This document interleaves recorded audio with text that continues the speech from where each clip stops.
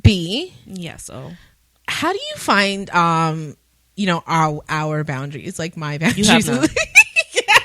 I know that's the answer you expected, and I know that's the answer you wanted, and that's the answer you got. You have none. I have no boundaries. Ask me no question, I tell you no lie. I have no boundaries. This girl will walk up in the bathroom with me while I'm on the toilet to have a conversation.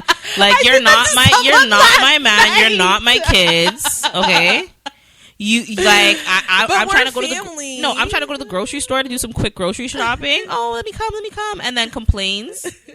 Like, just no boundaries. But yeah, boundaries. We are family, though. I know. We are family. I got that dish.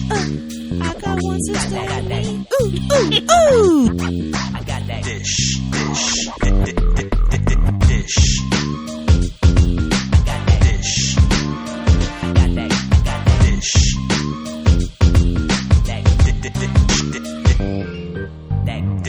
Hey y'all, it's Onika. And it's your girl B. And you are dishing with Dainty Dish. How you doing today, all? I'm doing good. How you doing today, B? I'm okay, scratching and surviving. Good times. Good times. Hanging in a child line. Good times. Shout out to Dave Chappelle. It's been a while since I did that one. I had to drop it. It felt like appropriate. Shout out. So, I'm doing well. There's so much going on. When can I tell everyone? When everything is situated. I can't even go into detail. Not now is the point. Listen, other than boundaries, it's so hard for me to keep a secret. Which is boundaries. You don't have any boundaries. Guys, like in my personal life, not necessarily in my professional life, because that's like I could get fired. Yeah, but like in my personal life, especially with like my family stuff. Yeah, with me, with me, she has boundaries. She has with personal information. There must be boundaries. There was boundaries. I have some boundaries. I cut with a surgical and precise precision. Like, we won't talk. She knows this. 2 years, I went in Siberia. Siberia, it was she went in the deepest jungles. No, but that's just desertion. Like. That's just relationships and boundaries, I guess, though. Like, you have to set them. You have to set them, or you forget them.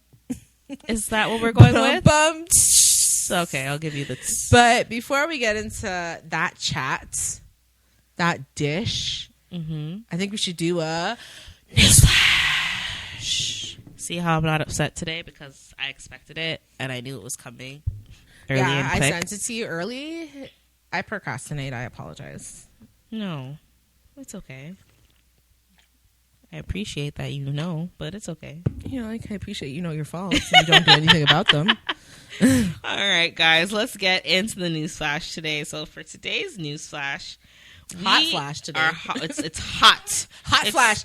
I'm having hot flashes today. She's been having hot flashes. It's so hot. Pre-recording. It's so hot in here. It is so hot in here. I can't stand it. It's actually been it's getting crazy. No, I'm joking. It's been crazy. So let's go back to newsflash. No. So for newsflash today, we're gonna focus, as we said, on boundaries. So our first article comes from Forbes, and they're talking about how to set strong boundaries at work, which I think is a good segue to start into this because I have a hard time setting boundaries at work or even in my personal business because I feel like what's a great what? You're right. This is a great segue. Yeah, like it goes back thinking about boundaries at work. I have boundaries at work now because of what happened previously when I didn't have boundaries at work. You see. So how much of that can I share? Just checking our boundaries. Like how much of that can I just like? I mean, tell briefly. The story, like the gist. Just to lead into boundaries. Yes, right? to lead into boundaries. Yeah. We should have talked about this in pre-production, but me and my sister have a whole language. We've known each other for 28 years, so we have a whole language. Yeah, so I know I feel you. Yeah, I feel you, and you feel me. I don't want to lose you, so I got you. Okay. Thank you. Right. I hear you. Do you and I receive you? Do you validate me? And I validate you. Okay, perfect. Okay. Keep going, girl. So, as I was saying, I feel like a lot of people have a hard time setting boundaries in the workplace, especially when it comes to, bosses, coworkers, getting raises in the workplace. Just personally, I've never had a raise in the workplace. When the government decides to be like minimum wage is raised, that's when I get a raise in the workplace. So I've never went out of my way to seek a raise because of boundaries, because I feel like I don't do enough to get a raise sometimes, but like that's not even the case. I learned actually from somewhere else that that's not the case. Why people get raises? It's if your boss likes you. Really? Yeah. And there was a census saying that people don't get raises because they do good work and they go above and beyond. They get raises because their boss likes them and they've built up a repertoire with their boss. That's why people get raises. A rapport. There we go. So back to this article. So this article is written by Melody Wilding, as I said, for Forbes. So she basically just discusses boundaries at work and how they're crucial, and how healthy boundaries are one of the most powerful tools for taking charge of your time, your attention, your energy, and are a critical tool in internalizing your locus of control. So a boundary that is a limit. Someone just screamed outside of my apartment. I mildly heard them, but I tried to just... It was a swear word. I cannot wait to get out of here. Boundaries. Moving on. Boundaries. They don't know their volume boundaries there. Their decibel levels. So she goes on to say, a boundary is a limit that promotes integrity and confidence and helps you to maintain a balance and self-respect in a workforce. Setting clear boundaries stops demands and instructions from invading your space, manipulation, and disempowering you, which is really true because sometimes coworkers think they could get away with a lot of shit, especially if they're senior or like you haven't been there that long and you don't know the ropes. So boundaries are a good thing for those things. So much like property line, boundary defines where you end and where others begin. I'll read that line again because I took that as a whole new meaning, and I'll tell you why. So it's like a property line. Boundaries define where you end and others begin. So when I read this, I was like, boom, that is life. Because when you set boundaries and you decide to be like, this is my line, you can't cross it, people that are manipulative or people that want to disempower you, they'll just find somebody else to pick up where you left off and continue on as far down the path that they'll put their boundaries. So everyone, learn your boundaries. Learn your boundaries so people don't take you for no cockamamie payas. As our mother would say. That's a Guyanese term for cuckolding you or making you the fool. Yes. So, payasing themselves. You're welcome for that term. Make it go viral, guys. Payas. So personal boundaries also help you decide what type of communication, behavior, and interactions you accept from others. They create a sense of personal space between yourself and others and help you feel safe and avoid enmeshment with others. I hate going to work and people feeling comfortable enough to talk to me off the rip. I'm just going to say it. What do you mean talk to you off the rip? Off the rip. I'm sorry, Sandra. I don't want to know how your weekend went. I want to get straight to work, do the people then walk, and go home to my children. I don't care. Don't ask me about mine because you don't care either. This is just chit chat. I don't want to be enmeshed with people at work. That's my boundaries when I'm at work. Let me do my job and go about my business. Because you're like dad though. You're not super. It's true. You're actually like mom too. I'm the only friendly one in my family. I'm friendly. Love talking to people. I can hold a conversation, but you see when you let that segue and you don't set up boundaries. No, but it's friendly but not familiar. That should be the rule at work. Friendly but not familiar. I shouldn't know more about you than that I could find Googling you. If it's not Googleable, and if I'm interested in learning about you, I will Google you or go on a Facebook. But I'm not. I just it's kind of stalkerish vibes that you. No, I'm not saying. I'm just saying. I would if I wanted to know. I'd befriend you. I'd befriend you. So I could see your Yes, I can know about you. But I feel like my dad used to say beyond your rank, your name, department you work in, whatever, people are just inviting you to lie to them. That was my dad saying about work, but I learned my lesson with work stuff a couple years ago. I overshared, and even in the job I have now with my clients, I have to overshare, and that's not always comfortable for the people around me.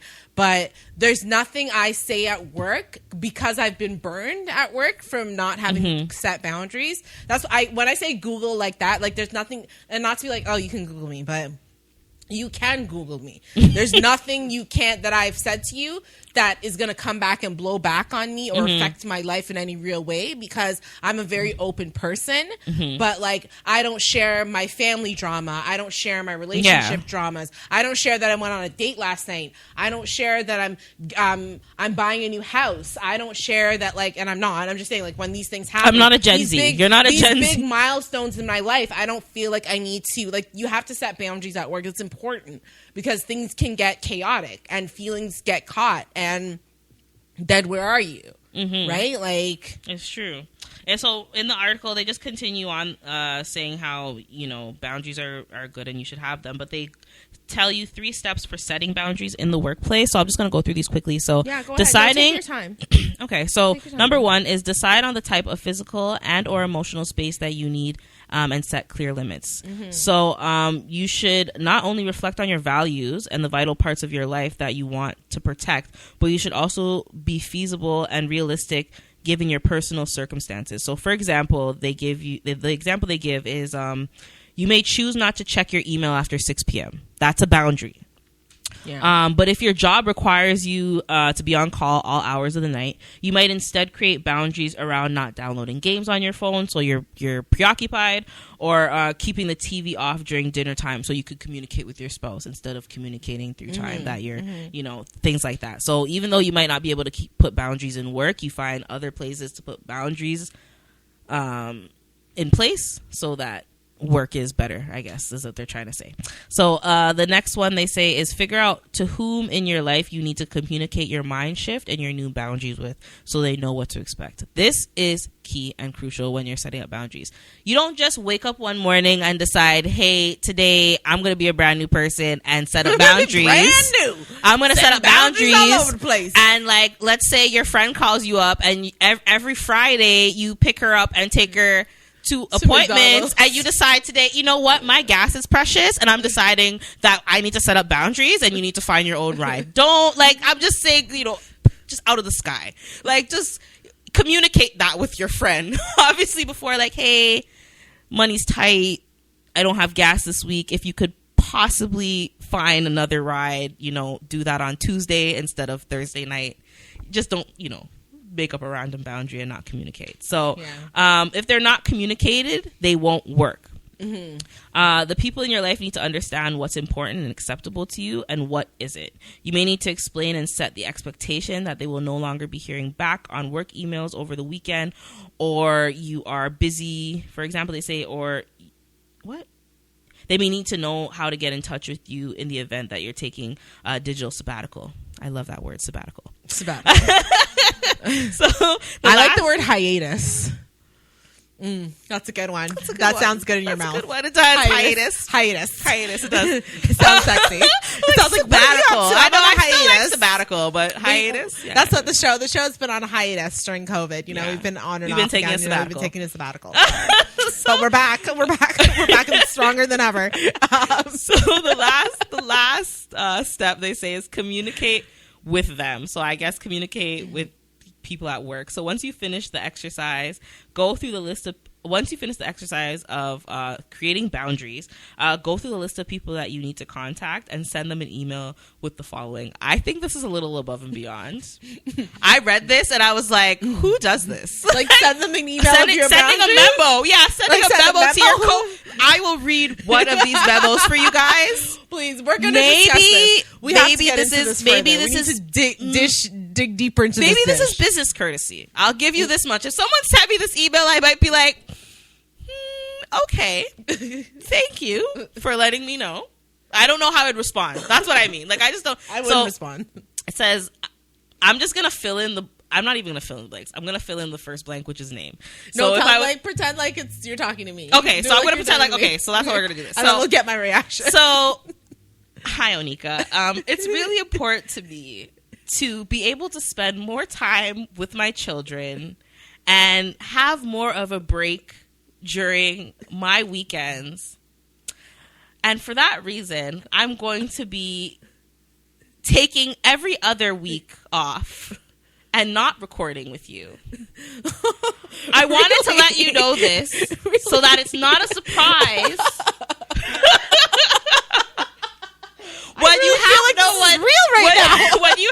no one to read your news flashes and banter with you.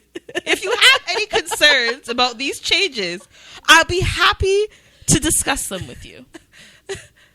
For professional situations, you could also add the sentence about what to do in an emergency, and about how you're going to make sure that the change won't affect responsibilities.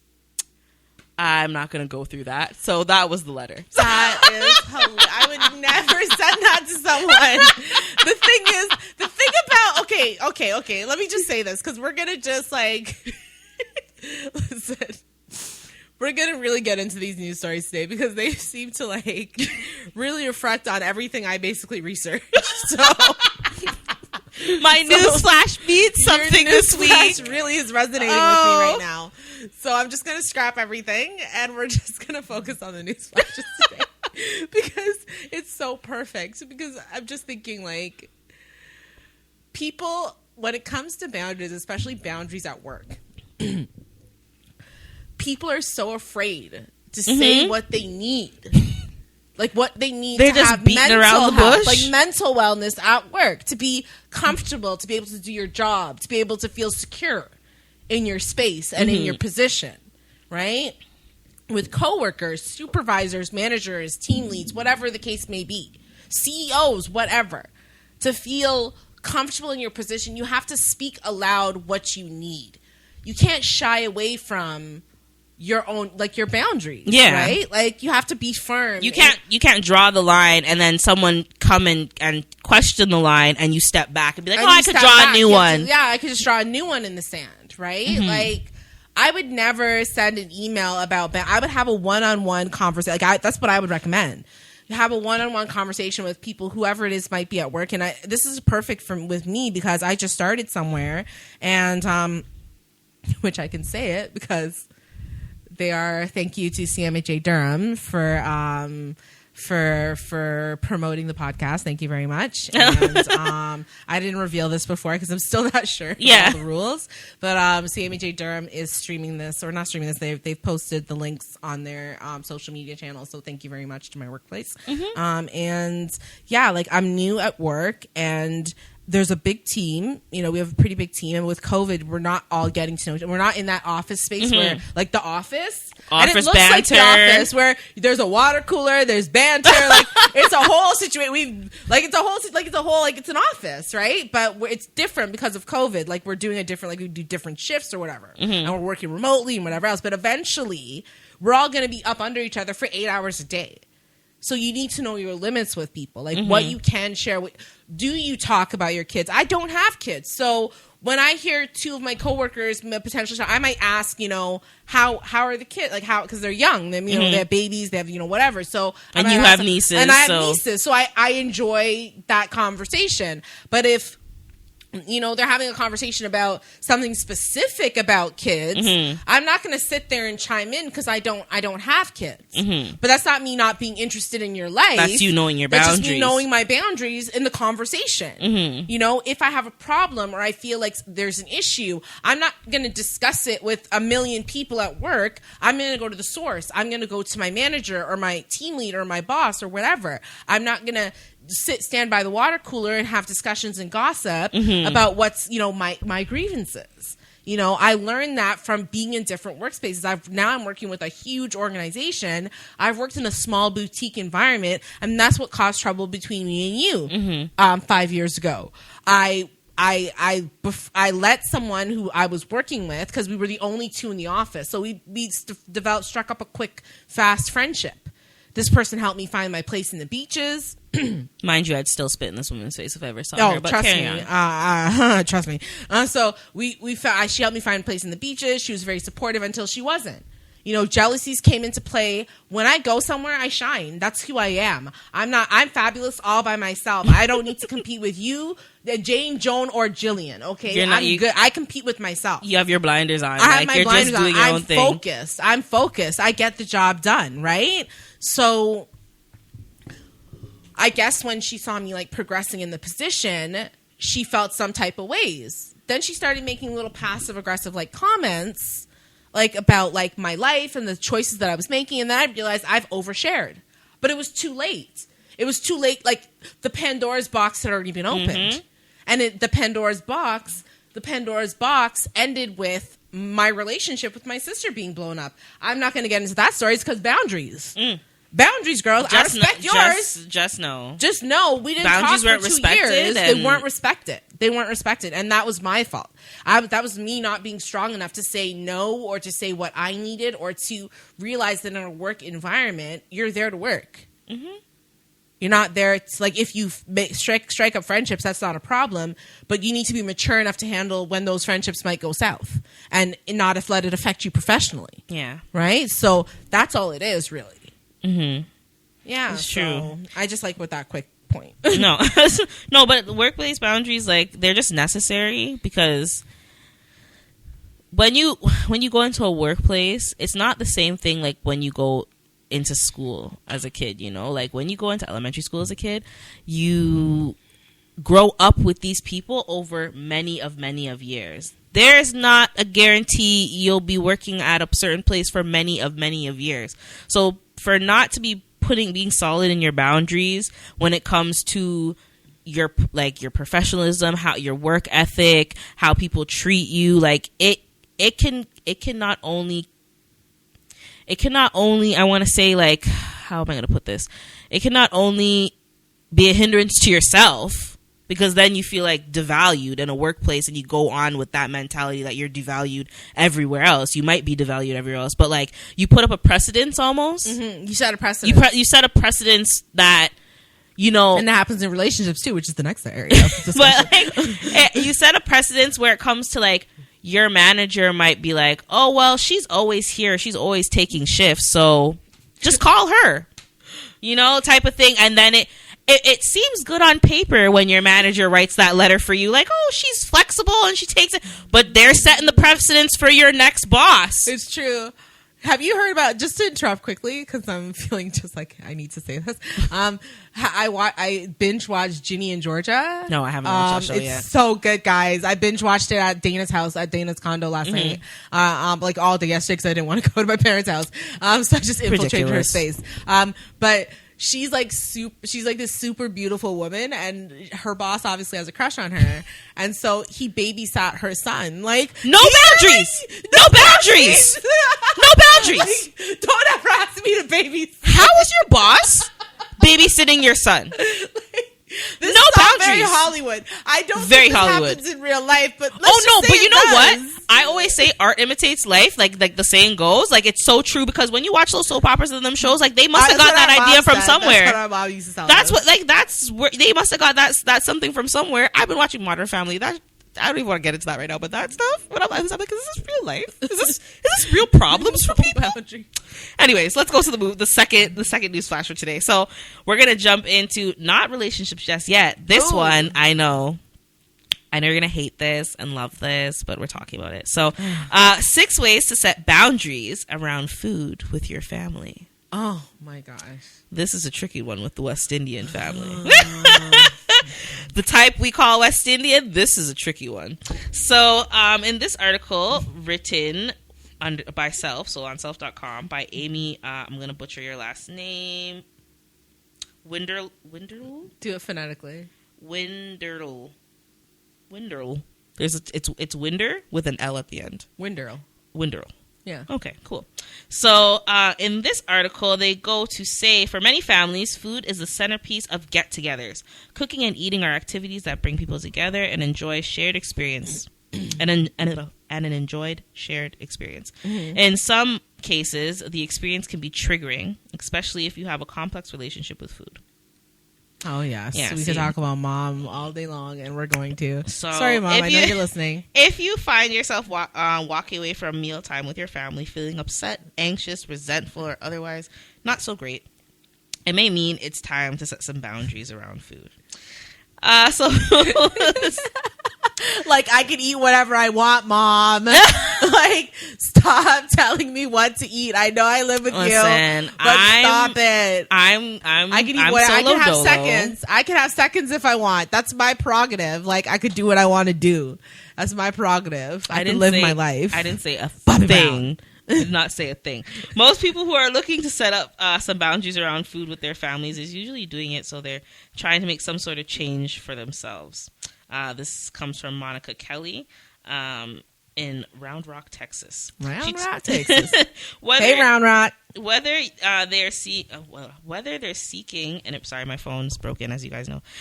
Whether they're seeking to improve their relationship with food or their bodies, or changing their diet, or whatever, or for whatever reason, it can be hard to implement food-related changes when food traditions run deep. So we have food traditions; they run deep. They're like ancestral. Yeah, they run deep.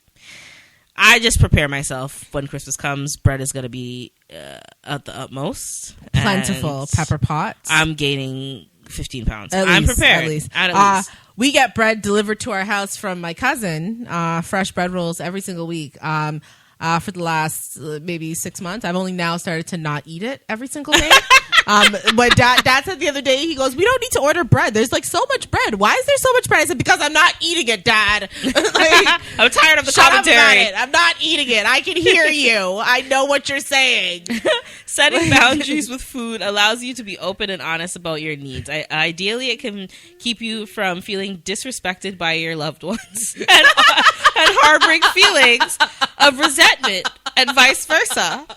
I feel the disrespect. I did not know. I completely know. This article, I love this article. Why would you think I'd hate this? Because it gives me an opportunity to say what I need to say. And if necessary, it can open the door to finding other mutual enjoyable ways to connect and build relationships with family members. Even if your family gatherings are limited or non-existent right now with COVID, family tension probably isn't going to magically go away. I'm sorry. For some people, it may even be looming in their mindset as an unwelcome part of getting back to normal life. Having to plan ahead of time to make it a lot easier to get to looking forward to the next big family gathering, whenever that may be. Like with our family, I want to talk about our boundaries with food with our family. Okay, go. Because when we have an occasion, first of all, there's always to-go containers. Like 100%. There's always to-go containers. But related to boundaries, some people take a little too much to go. I'm not calling any of my family members out. I do it. I don't have any food because I like to get like 3 meals out of like a family event because I am single and I live alone. 7. Like I'll take home bags of food. Like a week. I have zero boundaries with my parents. Like my family's cooking. But another thing is like we also like. We bring things into we bring food like it's like a shared experience. Yeah, it's like a potluck. It's every a potluck. Time. It's a someone's making this, some's making that, someo's making this. But like my mom, you leave the house like it's like Ray at the barbecue. Okay, like you got the metal foil tray, some Tupperware containers on top. You're like everything got to be sectioned. I got dinner and lunch for a week. Yeah, and she makes out like a bad every time. That's the only time I meal prep, guys. Is after a family event. That's like, the only time I meal prep. Oh my gosh, food boundaries. But like, yeah, no, we do. Everybody comes together and makes food, and so it doesn't seem bad. But we have a lot of family, so when 20 people come together. And everybody that's just makes like the people that live in the Durham region too. That's not our actual family. Yeah, like that's just like the people you call up like on a Friday for something on a Saturday, and they're all showing up. Yeah, that's not like our state's family, but like when you have 20 of us coming together in house and everybody made something. 3 people made a salad. 2 people made rice. 1 person made chicken this way. The next person made chicken this way. Turkey there. A ham. Cornish hen. When there's no boundaries. There's no boundaries. Like, and you know what the boundary is? Kim gets the boundaries because she's vegetarian. That's the boundaries in our food in our family when it comes to food. And I think another thing for me, and I just have to say this, I know you're listening, Mom, but like My mom to this day, I will ask her to take out my food for me, not just because I'm a lazy person and I like people doing things for me, but mostly because I need her to portion out what she's going to give me from the pot. Because if I do it myself, she will always make a comment about how it's too much. She will always be like, are you going to eat all that? Or like, she'll say something like, oh, Nika. Or like, no, it's not even like that. It's like, oh, Nika, everybody still hasn't eaten. There's starving children in Guyana. Like, no, that's not the reference. That is not the reference. Like, but like, she will always make something. So I've given up like that. I've tried. And the thing is, when I try to set that boundary with mom about comment, because I have like issues like weight and like whatever and food. I have an unhealthy relationship with food. We've discussed this before on the show. You know it. I'm honest about it. Like, but like, when I try to set that boundary with her, I end up snapping because it's so personal to me. So, and then I end up just giving up and just ignoring it. And that's the problem with when you're setting boundaries. You can't just give up on them. You have to stand your ground. You have to be firm. Like Iyanla says, and I've heard this clip, she says, you have to stand in your no just as much as you stand in your yes. Yeah. So if you say no, like you can't be doing this with me when it comes to food, like you got to stand in it. You can't falter and be like, meh, meh, meh, meh, meh. Yeah, like just get upset. Who she is, yeah. Or like make excuses, or like you have It's to be true. firm, and you can't come from an emotional place when you're setting your boundaries. You have to be like, is this a real need for me, or is this something that is coming from a different place, or something that is a problem with me potentially, instead of like, maybe I'm not setting boundaries with myself, because that's another, like, you have to set even boundaries with yourself too. That's another 100%. Conversation we can have as well. Well, that's like, that's the next part that goes on here. Go ahead, girl. I'm just anticipating your needs. So this is just a recommendation from experts in setting boundaries when it comes to food in your family, and how you could feel good about it. So just like you said, like, you have to do the internal work. So the number one thing that Danielle Locklear in Austin tells her clients, Austin, Texas. tells her clients is that you have to internally be clear about what your boundaries are and grant yourself permission to have those boundaries and to accept whatever results. Right. Okay. So when we're not clear about our boundaries and what have sorry guys, 2 seconds. When we're not clear about our boundaries and have not internally reconciled them and given ourselves energetic permission to have them, that's when we can't sort. That's when no, that's just written weird. That's when we can. Oh no, it isn't. That's when we can sort of get bulldozed by people. So simply put, if you want other people to accept and respect your boundaries, you have to accept and respect them yourself. Exactly. So the next thing they say to do is plan out the conversation and practice it. So first, decide who you're going to be speaking with. So in your regards, I guess it would be mom.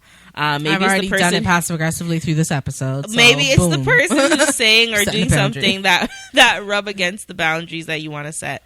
Maybe it's a parent It's definitely who can't a parent. get on board. It is definitely a parent. Like, Who you can't get on board first, so they can help wrangle the rest of the family. It's worth spending some time thinking about how to communicate best with your family and how they might react to what you have to say. For instance, the conversation may warrant a very serious or more lighthearted tone, depending on what feels most natural with your family and what they generally respond to. It also depends on whom you're specifically speaking to. Mom, so I love the you. last Stop telling me what to eat. There you go, boundary set. Oh my gosh. The next step they say is bring it up at a neutral time. Thank you. like over like the any internet. other potential sensitive conversation, you want to bring up a boundary talk, ideally in a neutral moment. on like a podcast. If that's what we're going with. Yeah, in person people are is listening usually to. best. Well, says Locklear, potato who's an potato. expert. You do you, I'll do me. Through bringing it up over the phone or via email or text first may be helpful in some situations or necessary thanks to the pandemic. which is not for you because you live with her.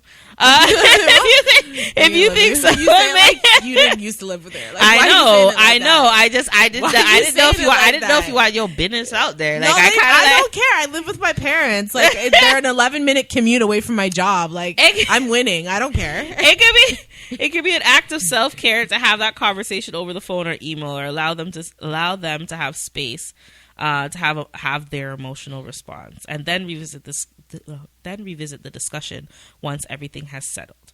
So ultimately, you need to figure out what time or place or method your family will be most receptive to you. Follow the dear man tactic. Okay. Oh, so, I know dear man. You know dear man tactic? I can't remember what it stands for, but dear man is an acronym, and it can help people learn how to ask for something the way they want from others. So I'm going to go through it quickly. I'm not going to really. You could look ahead. it up. Oh, okay. So describe the situation is D. Stick to the facts. So, for instance, dieting and weight come up often at the dinner table. I'm not okay with it. E. Express your feelings. I'm trying to develop a healthier relationship with food, and this sort of talk makes it very difficult for me to do that. Yes. It makes me not want to attend family meals. You see, I'm saying this very lightheartedly because this shit would not run with our family. But if any other family, this might work. Okay, so I'll proceed. This is why I'm laughing. I know this is a serious matter. In my face. But like if I sat my mom down and I actually said that to her, she's an old West Indian. She's an old Guyanese. She says some things like today. I won't even bring up what she said today, but that made me stop in my tracks. Like I clutched my chest. I was like, you can tell them. No, that was too funny. I'll say that also. She called me the devil. Like, she said she wasn't going to take advice from. Oh my gosh, we'll talk about that after. That was hilarious. So, she meant it in the most loving way possible, though. I'm sure, Mom. I love you too. So, our endearment is that dear man is Oh, sorry, I missed A. A. So A is assert what you would like to happen. I'd like if everyone could please stop talking about dieting and weight loss when we're at the dinner table. I'm sorry, because every time you say it, I think about like the time Chad commented on my weight and basically called me the F word. And we all know what that means with weight. I'm not talking about the swear word, so I'm not going to say it. But oh my gosh. It's making me laugh because the thing is, like, if you don't laugh, you're going to cry. Like, what are you going to do? What are you going to do? 100%. What it's, yeah. If you don't laugh, you're going to cry. If you don't, you will. R stands for reinforce. Reinforce why they should care. What's the reward? Wow, you have to reward people in this process. This is a lot. You're asking too much. This will help make me feel comfortable again at family meals and give us an opportunity to talk about other things and really bond as a family. I can see that going south for some people. Yeah. Okay. M stands for maintain or stay mindful and focused on what you're hoping to get out of the conversation. The boundary you set out to create. Maintain or stay mindful and focused on what you're hoping to get out of the conversation. The boundary you set out to create in the first place. A stands for appear confident. Easier said than done, but remind yourself that you deserve to create and uphold boundaries from your own well-being. I'm trying to read through the cracks. I swear to God, that's what's happening. You need a new phone. And we're gonna start doing it on my phone. The last one is negotiate. I had to give you that phone. Why would, after you ask someone to do all these things, would you negotiate? Listen, I'll say this for Dear Man. This is good for people who don't necessarily have the confidence to set a set boundary. This is a good structure for people. Dear Man, I find I've learned about it through like taking courses and stuff on boundaries, codependency, like et cetera, but it's good for people who have never in their lives been capable of setting a boundary. They're always faltering on their boundaries. So setting up a structure for them to let them know, like, this is the steps you need to take to solidify your boundary is very important. And sometimes negotiating, it's almost like when you're saying no to someone, Yeah. Like, let's say you're saying setting a boundary with one of your daughters, right? Yeah. One of the girls. They ask for candy. They ask for candy. So you're saying after dinner or before dinner. Mm-hmm. Right? I suck at boundaries with my kids, Like, by you the way. suck at boundaries. Everyone sucks did. at boundaries. So they want to eat ice cream before dinner. She asked me for a donut the other day. I said no, and I still got it for her. Wants to eat ice cream before dinner, right? Mhm. Which that's like, that's she could. That's Yeah, Poops. she can. Yeah. So instead of saying like the negotiation in it would be like you'd go through the dear man, but when you get to negotiate, be like, listen, I know you want ice cream, but you can't eat it before dinner. You know what? You can have a scoop after dinner. Like, that's the negotiation. You're not saying no altogether. Mm-hmm. You're letting them know, listen, I'm willing to meet you halfway in this boundary because I know it's uncomfortable for you. Because when you set a boundary with someone, you're making them uncomfortable. Because when you're not setting the boundary, you're uncomfortable. Yeah. Right? So you're now getting in their head and in their space and saying, listen, no. This is not going to work for me. And when it doesn't work, when it starts working for you, it's an opposite to equal reaction. So, it's not working for them anymore until there's equal reaction. So when you're setting a boundary, you're saying no to someone, they're going to feel some type of ways. They're going to be like, this is uncomfortable for me because I'm used to getting what I want. Now you're telling me your needs and what you want, and I have to take that into consideration in my day-to-day life. So that's, as I said, that's a very uncomfortable feeling. So when you throw in the negotiation, it gives them kind of like a concession to say, like, listen, I know I just set this boundary with you, but like, this is how it could work for both of us. Okay. Right? Okay. So that's what Dear Man's for. Well, fair enough. Drop the knowledge. Thank you for dropping that knowledge. You're welcome. So the last 2 points that they say that are good steps in setting boundaries is accept what you can control and what you can't, which is a good life lesson because a lot of people harp on. Yes, it's in the Serenity Prayer. I know that. I don't know the whole thing. That's why I didn't want to bring it up. You do. So if you want to say it, but God, grant me the serenity to accept the things I cannot change, the courage to change the things I can, and the wisdom to know the difference. I have been in the rooms, people. Yeah. I've been in the rooms. So there you go. So setting boundaries isn't always going to end. Sorry, guys. Setting boundaries isn't always going to go perfectly, especially when it's related to messy things like family and food, and that's okay.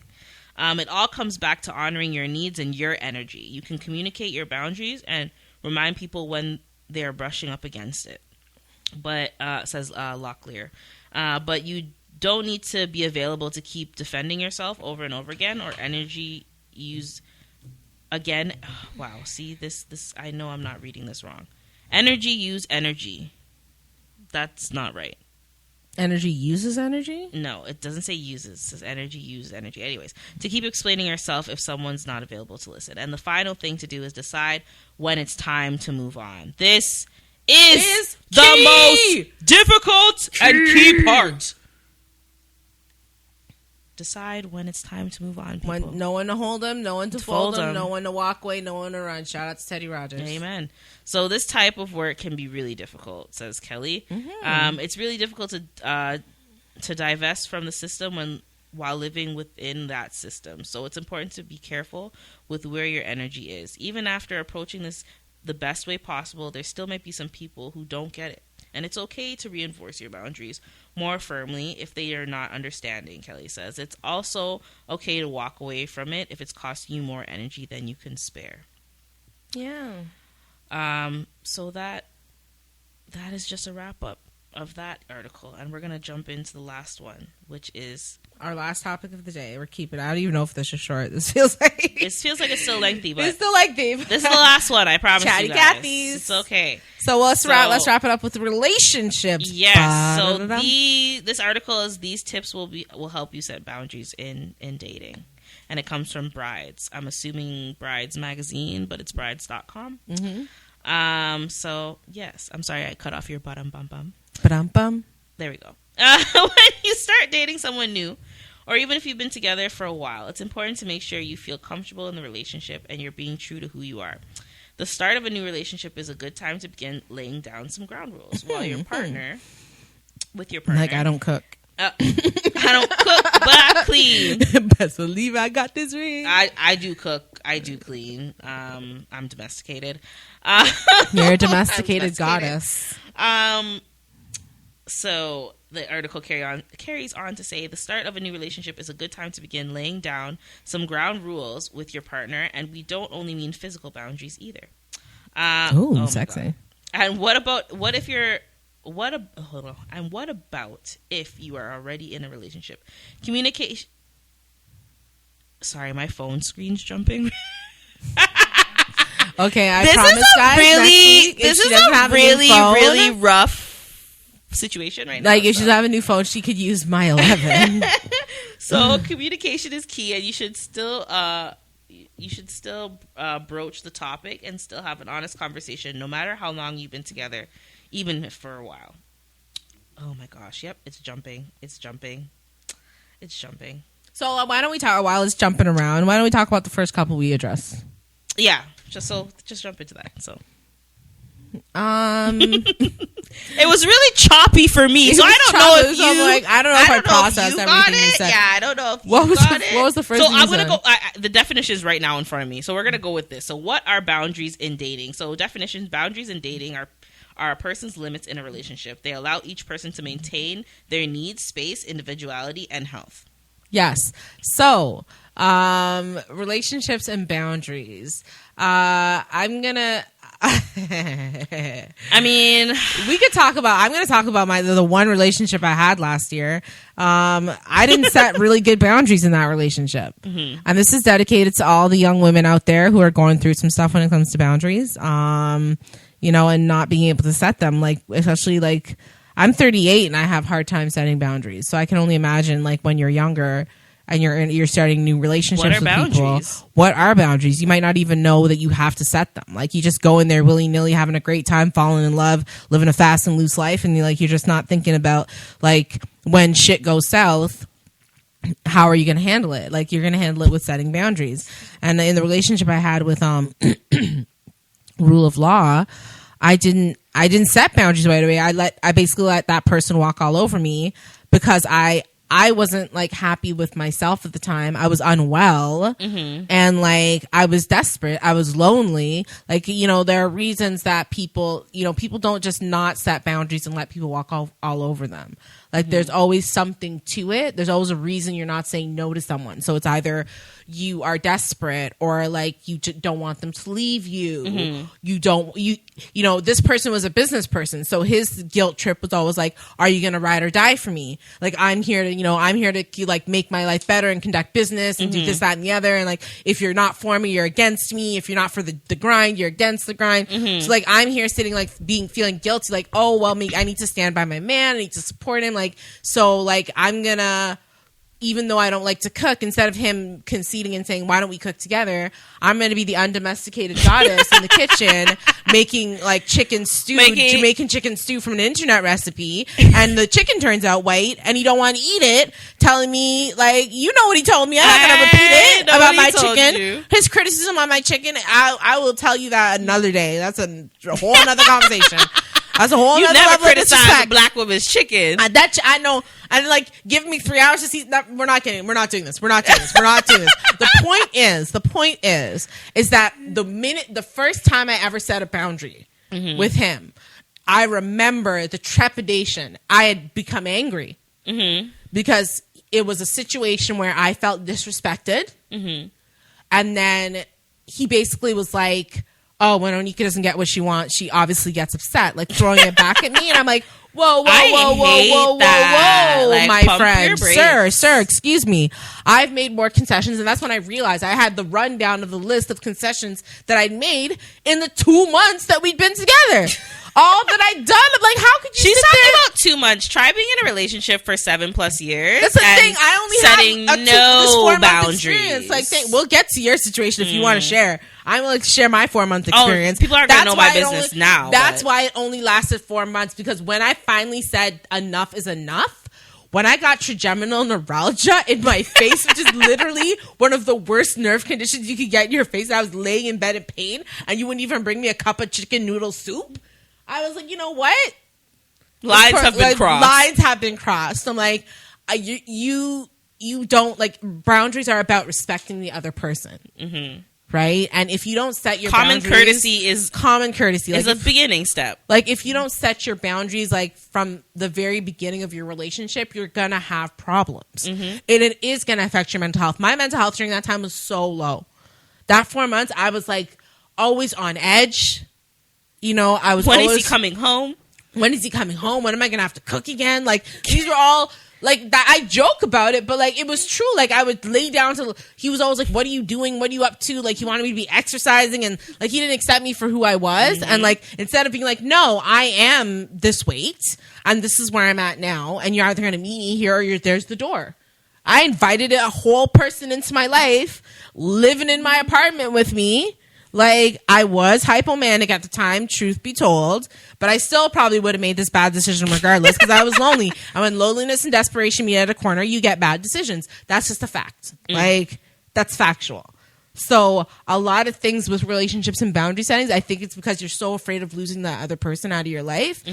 Like, you're willing to, if you don't stand for anything or stand for something, you'll fall for anything. So you're willing to just like concede, make concessions, and like disrespect yourself and not like respect your own needs for the sake of that other party. 100%. And that's the problem with, I think, relationships in general. I think people don't have boundaries in relationships. It's like what you said earlier, like people don't realize that they have to kind of put boundaries into play. Like, for instance, first of all, my relationship now is none of y'all business. I'm not about to get into that, but I'll tell you about the first one.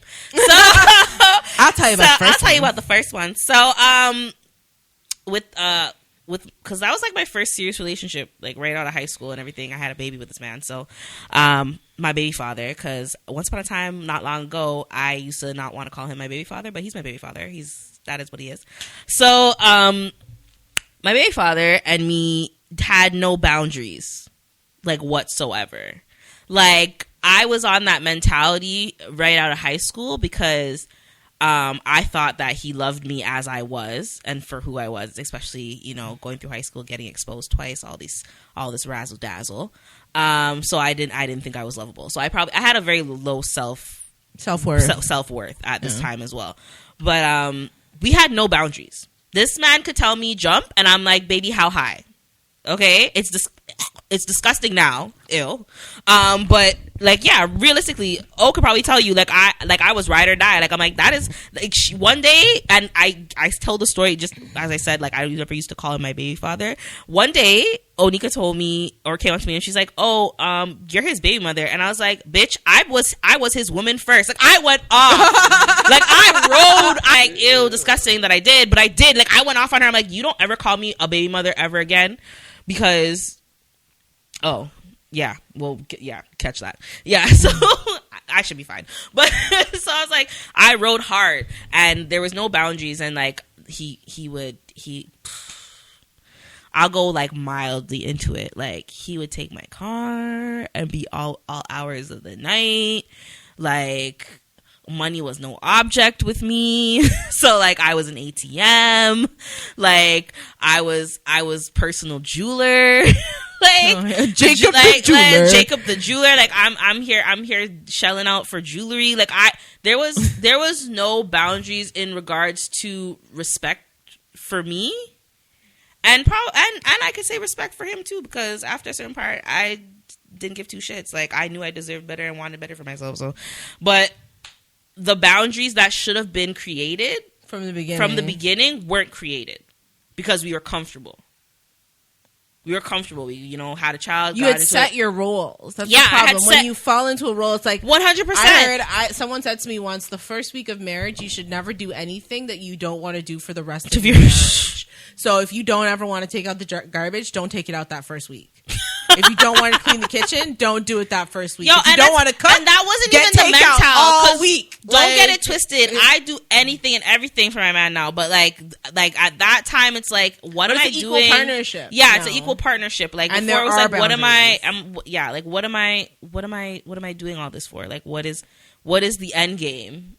You know, at like, when I'm giving all and I'm drawing my line in the sand, and then you could talk your way around that line, and then I'm stepping back. I was nearly by the cliff many of times. With relationships, you have to be able to be willing to say, listen, if you cross this boundary, I am going to leave you. And we're talking about relationships, but this is also in friendships too, and your family relationships as well. So let's expand this conversation a little bit, and let's talk about friends and family too, because with your friendships, you have to be able to say, I'm going to cut you off. if you're not able to respect my boundaries, I'm going to have to end this friendship. And it sounds ridiculous to say something like that because people just take for granted friendships and they take for granted relationships and they don't take realize for granted family relationships. And they don't realize that boundaries are a real thing, that you can't just come out from anywhere, say you're and sorry and everything go back to and normal. Reset. Like, yeah, and reset. That's why you and I didn't talk for 2 years because I didn't give her enough space after I caused the problem that it we were wasn't having. even about the space. First of all, we'll get to it. So not only did she not give me enough space, but is the type of person that when she does something to you and you're upset, you have to forgive her on her time. Yes. Like, because it hurts me deeply when people don't like so me. Like she did what she did, and she's calling me the next day. Yeah, like she was calling me the next day, like, yeah, so everything was hunky dory, and I'm like, bitch, like you just lit up my whole life. Like what do you why are you calling me? Like everything's gravy. Like, no.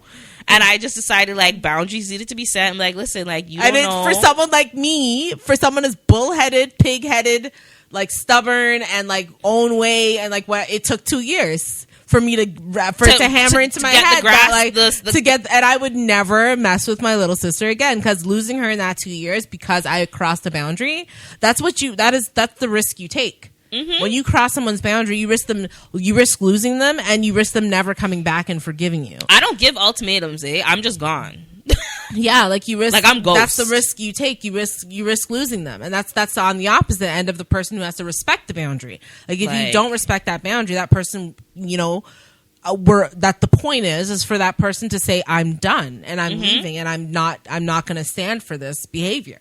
Right. 100%. So, and if Bianca always says, like, if we weren't sisters, we probably wouldn't be friends. So if this happened, like, I'm like if this happened 100%, in a friendship, like she did block me off of social media. I didn't know what was going on with her for 2 years. Like, swear to God, like I blocked this girl on every. It's only because I'm family because she forgive me. Like I don't want to say like I used to pre-call to make sure like you weren't in the area because I pretty much knew you were never around for the family when I was coming around. But like I stopped going to family events because I'm like I don't want to bump into this girl. I don't want nobody to tell me nothing about me. Why aren't you talking to your sister? No, because I'm like I know Onika, and if I know Onika, like I know Onika, she's already painted the picture, and anything I say comes after that. It's gonna be like, oh well, your sister. No. Boundary. Line in the sand. Yellow tape. Police line. Do not cross. Red card. You're out of the game. Red card, you're out of the game. The next game is for 2 more years. Take heed. World Cup is for 4 years. Take heed. I don't play. I do not play. Oh my gosh. But yeah, you have to, if you don't respect it, I'm going to leave. And the thing is, if you don't leave, good luck deal with mental health stuff that you're going to deal with. Like, good luck, because did you not hear me say I drew there was multiple times. I'm a very friendly person. People know when I'm upset. Oh yeah. I get quiet. I get like very introspective. I got to a point in that situation, as I was saying, that like I drew the line. People went around it. I drew the line. People distorted it. I drew the line. Till I was almost at the curb, about to just take a deep dive backwards and be like, you know what? Forget this.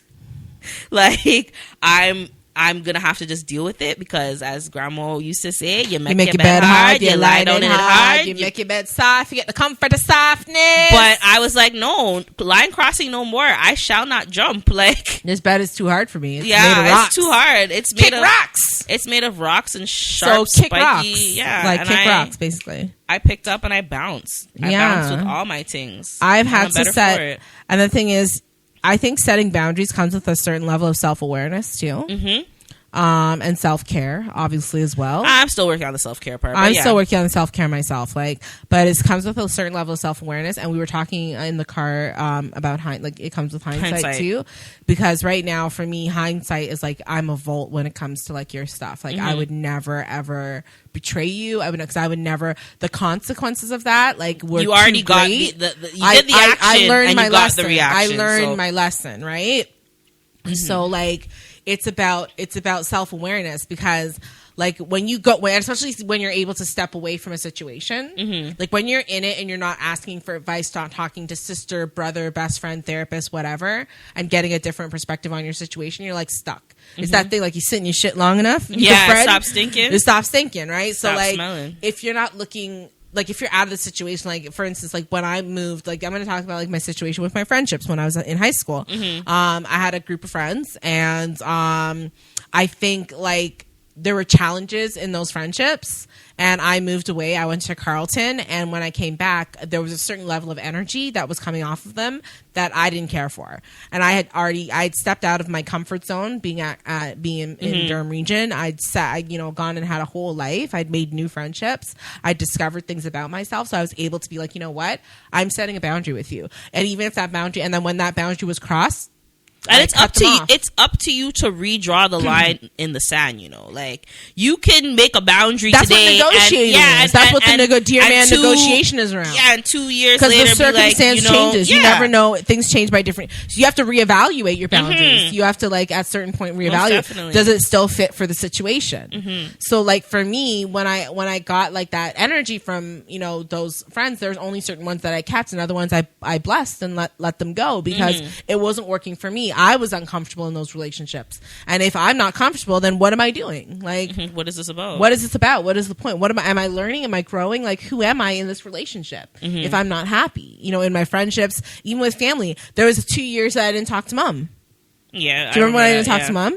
That's a death story for another time. But I cut my mom off for 2 years because I could not deal with. There was a very personal, family situation going on, and it affected the whole family. It was 5 years ago when I had my last manic episode, and I discovered something personal about my life. And I just I was so upset with my mom that my thing was like, I'm just cutting you off. Like, I'm not just like you had to do with me, because you don't like, you think like we could just like go on the way we were and ignore this big elephant in the room, this big bomb that was dropped on my life. And so I could completely now in hindsight relate to what you and I went through and learning from that situation. And now me and mom we still have terrible boundaries. Like mom and I, we're the same person. So we have the worst, like I try with mom, but like, for me, again, my thing is I need to go to my own separate corner. Like I need to like just get away, because we're not going to make sense with each other trying to like explain each other's boundaries, and like you don't get it because you're set in your ways and like I'm set in my ways. So you know what? The boundary is that I'm just going to step away, or I'm going to go take a walk, or I'm just not going to answer you. Like my big thing with my mom when I was in my 20s and teens. Oh, I can hear you, but I'm not listening to you. Could you imagine if I spit that out to my mom? I would have got slapped upside the head. In your face. Like, no, I just said, mom, like I can hear, because there's a difference between hearing and listening. And that was my like coping mechanism to deal with the fact that my mom always like she would smother me, and like I feel like she was always like overstepping my boundaries. And then I just moved. Well, after she kicked me out, I had to leave. But eventually, when I moved to Toronto, that was me moving to get away from the whole clan, because I felt like people weren't respecting my boundaries, and especially in my mental health, that was a big boundary. Like our family is so close on my mom's side that like our sorrows are their sorrows, our pains are their pains. That's very codependent, and that's a whole nother episode that we might do next week. Who knows? I haven't decided yet. But let you know. But yeah, like we're so close and we're so enmeshed, which is the word was used in the article, that like my life and my lived experience in mental health was their shared experience. Yeah. So they would talk about it at the dinner tables and conversation. That my mom started an intervention for me when I originally got diagnosed with bipolar. Like no respect, like bought church people in, did all sorts of crazy stuff, So I had to say, my family, because we're so close and we feel so much love for each other, we smother each other in that way. I needed to step out of that space, out of the Durham region, and move to Toronto so I could grow and learn how to set boundaries with them. Because how do you set boundaries with family that you've known your whole life? It's not a new relationship. It's not a new friendship. It's your family. So the ways have been set from the jump. Yeah, you can't set them from when you were 4. I can't set a boundary at 4 with my mom. Like, you can't set you could start setting them when you move away to college or when you're not living under their roof. Yeah. Like, that's when you can start setting boundaries, right? But if you're living with them, you're constantly with them, you're up under them, like, you've known them your whole lives. How are you setting boundaries that are going to be not detrimental, like, that are going to help your mental health and going to help you with self-care and dealing with your stuff and making you feel comfortable in a space and you feel comfortable being a part of that family? Mm-hmm. I had to leave for my mental health because I felt like if I didn't leave, I would fall backwards. Mm-hmm. I would end up just backwards, like completely backwards. Mm-hmm. And though I knew my family loved me, I knew that like they weren't giving you the love that you needed at that time. And they weren't respecting my boundaries. Mm-hmm. So moving, it's different. Like, you know, they talk about, you know, I have a past with drugs and stuff. So like I've talked about it in the past and I don't mind speaking about it, but they feel comfortable telling me about addiction, talking about topics they didn't know about. They feel comfortable talking about my mental health freely and praying the cray away. They feel comfortable, like, and at the end of the day, like, I know it all came from love. I know it all came from a good place, but they weren't respecting my mental health boundaries. Mm-hmm. Like, those are boundaries when you have issues that you have to set. Like, what are you willing to disclose? What are you willing to share? And what are you not willing to share? Like, because everybody has a private, like a point to themselves that they'd like to keep private, and like that, and that's I want to say personal boundaries are different than regular boundaries. Can I say that? Yeah, because like everybody has a wall up for certain things in their life that they don't share and disclose, but like that's different, right? Yeah, your personal boundaries are the boundaries.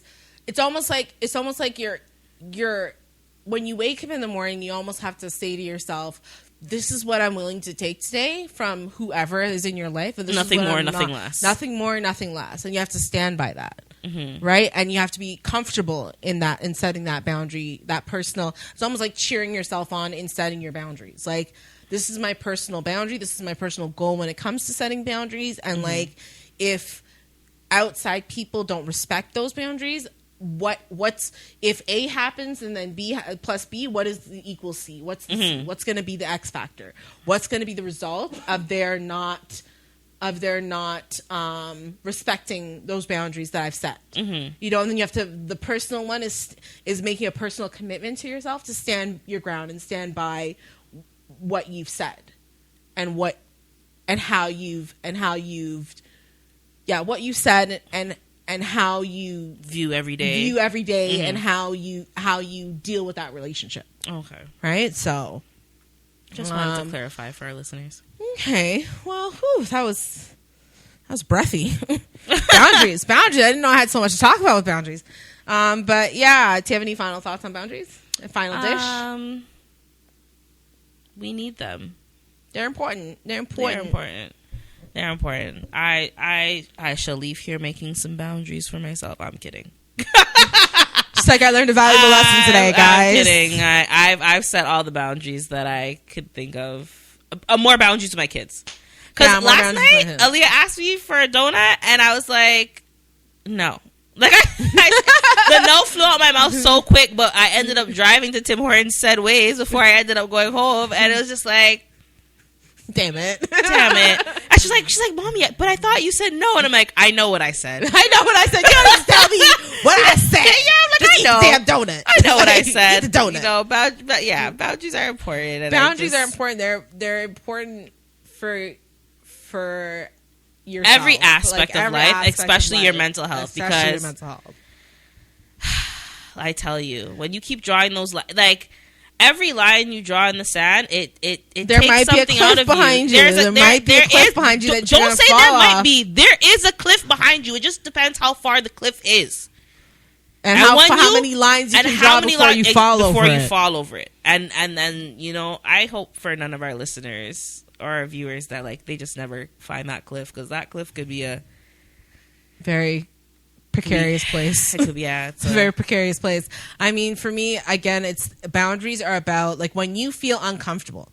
This is how I know that I have not set a proper boundary with people in my life, because when I'm not feeling safe, when I'm not feeling secure, when I'm not feeling comfortable in my space with that person in that relationship, whatever that looks like and feels like, I know that intuition, that my gut has told me that I haven't set a boundary. The next question I have to ask myself is, what am I going to do about it?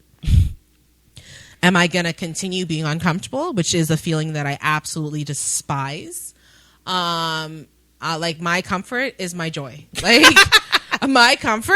She's like, I don't give an F about anybody else's comfort, but my comfort. Listen, I'm a good person. I work hard. I'm kind.